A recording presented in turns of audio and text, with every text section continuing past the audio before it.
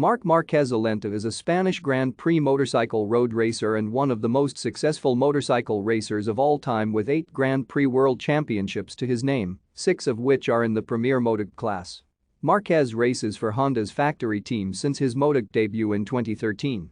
He is nicknamed the Ant of Cervera worldwide and El Tro de Cervera in his hometown, meaning the Thunder of Cervera.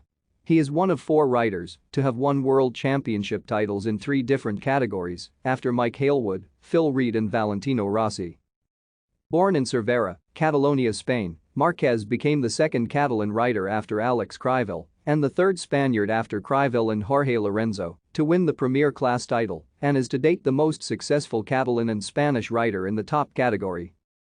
Márquez won the 2010 125cc World Championship, the 2012 MotoGP World Championship, and the 2013, 2014, 2016, 2017, 2018 and 2019 MotoGP World Championships.